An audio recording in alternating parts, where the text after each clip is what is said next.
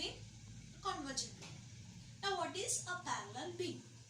A beam of light from a point source at a very far distance has light rays parallel to each other. It is called parallel beam of light. A beam of light given out from a point source at finite distance spreads in different direction. It is called a divergent beam of light. Whereas a beam of light coming towards a point is called a convergent beam of light. Next is all about rectilinear propagation of light. It's a common experience that we close all doors and windows of our room to make completely dark and then look into the light that falls or that enters into our room through the narrow opening. We observe that the path illuminated through the narrow opening with dust particles forms a straight line. This shows that the light travels in a straight line path. Thus, the motion of light in a straight line path is called rectilinear propagation of light. To understand more about rectilinear propagation of light, we will go through an activity. The image which is shared explains you all about rectilinear propagation of light. Look into the figure A. There you can see 3 cardboards are used of same size. And hole is placed at an equal distance of card A, cardboard B and cardboard C. And it is suspended vertically downward from the support. Whereas a burning candle is used for this activity. You have to place the burning candle to the same distance to the hole of cardboard. And now the observer have to observe the candle flame, the burning candle flame from the cardboard C. Students, when you observe the candle flame from the cardboard C, what you will observe? You will find a straight line path, that is a ray of light. But if you are going to displace the cardboard, that is we can say cardboard B, you will feel that no more you can observe the light rays from cardboard C. Just because the light travels in a straight line path. Therefore, we can get a conclusion that light travels in a straight line path. Let's know more about the applications of rectilinear propagation of light. They are a pinhole camera, formation of shadows and eclipse. Over which a pinhole camera. Pinhole camera is a simple application of rectilinear propagation of light. If you want to construct the pinhole camera, what we will do? Observe the image. According to the image, we have to take a cardboard. It can be of any of the shapes. For example, we can take a rectangular cardboard. Over one face of the rectangular cardboard, you have to place a small hole. Opposite to that hole, you have to place up a tracing paper. Then, you will feel the model of a pinhole camera is ready. Detailedly know about the information about the working of a pinhole camera. The image which is displayed, students, please observe it carefully.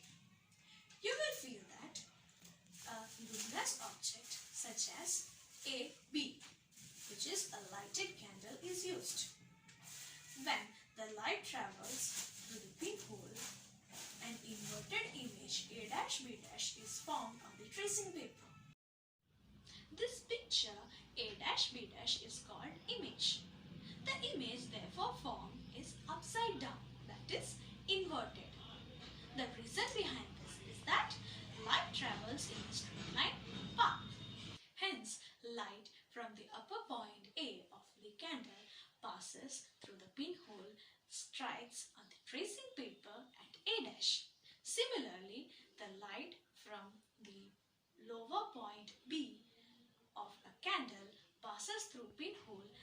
strikes to the tracing paper at B dash. And as a result, an inverted image is seen on the tracing paper where AB is the image of the lighted candle, and therefore when the light passes through the pinhole, it strikes and over the tracing paper an A dash B dash image is formed. This happens just because the light travels in a straight line. Factors affecting the size of image.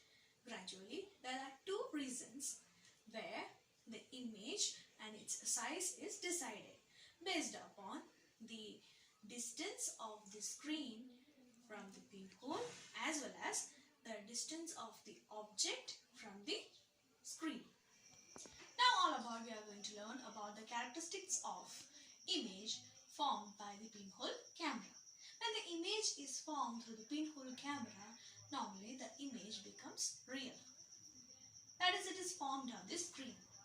Secondly, the image is formed inverted, that is upside down. Just now we have learned how the image of AB, that is AB is named as a lightning candle, how it is formed through the pinhole and how the tracing papers gets its image. When it is forming of the image on the tracing paper, the image becomes A dash B dash. A dash B dash in the sense we have learned it becomes as an inverted form.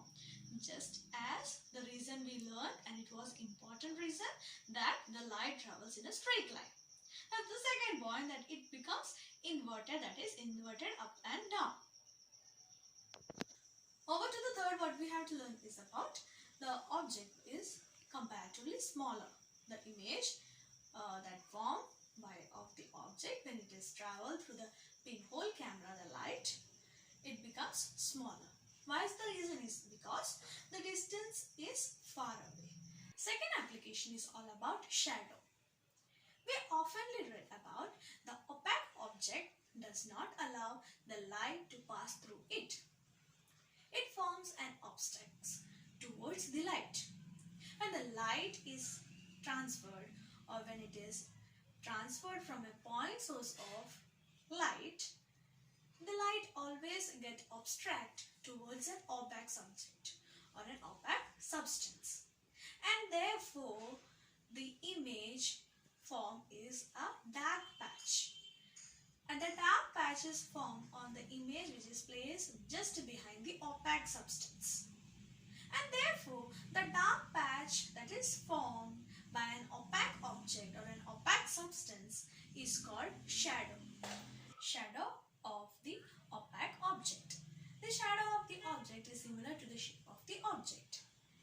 It forms because the light travels in a straight line, and when it is get abstracted, therefore the light cannot pass through, and there would be a dark screen produced, and the dark patch or the dark portion is called as shadow of the opaque object. Therefore, a shadow has two portions, that is umbra, penumbra. Now what is umbra? Umbra is nothing but the dark portion formed is called umbra, whereas the faint portion, or we can say the less brightness portion, is called penumbra. Detailedly, we will learn what is these two terms, that is umbra and penumbra, in case of a shadow. Umbra, it's a portion of shadow where no light is formed from the point source of light because of the opaque object, and we can say therefore it is completely dark. Formation of umbra alone. Umbra is formed because of the light that falls from the point source towards an opaque object. To explain, we will just move on by activity. For this activity, we need a cardboard, then burning candle should be placed in front of a screen with a pinhole, and then to the screen it should be placed within a distance, and then as the burning light produces the light, it emits through the pinhole. Then when you place an opaque object in between this path, you will feel that image is therefore formed on the screen.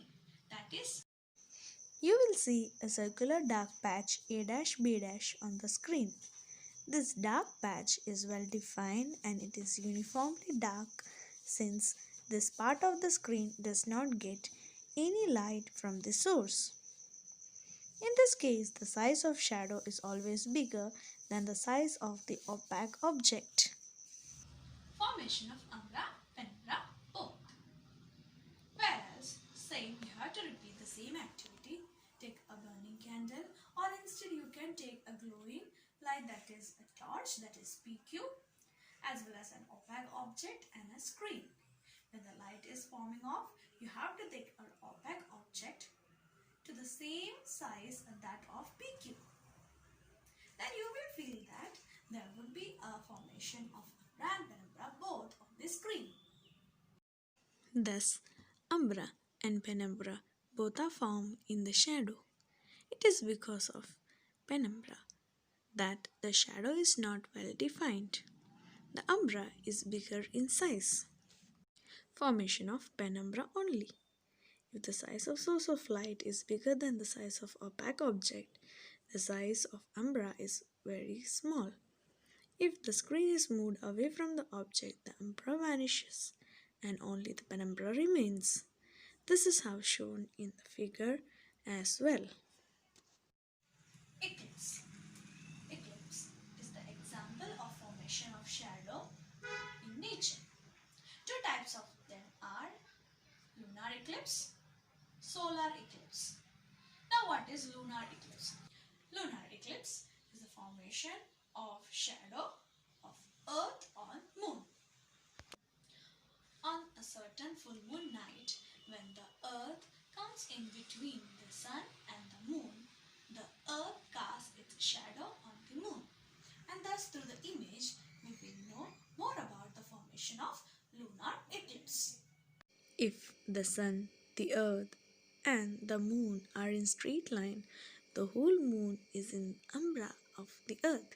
It causes total lunar eclipse.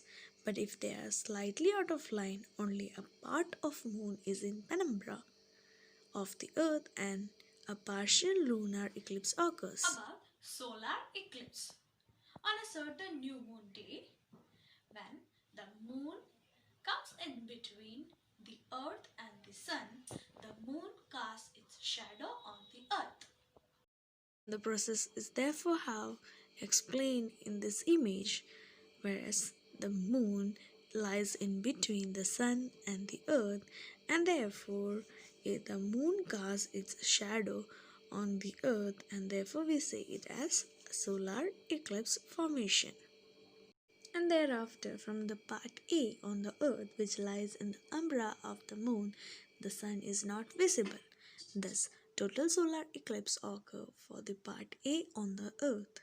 To the people in this part A on the earth, the sun appears as a black circular disk with a ring of light shown in this figure as. From the part where the sun appears to be completely obstructed by the moon, only the outer rim of the sun is then visible for a very short time, which is known as the diamond ring.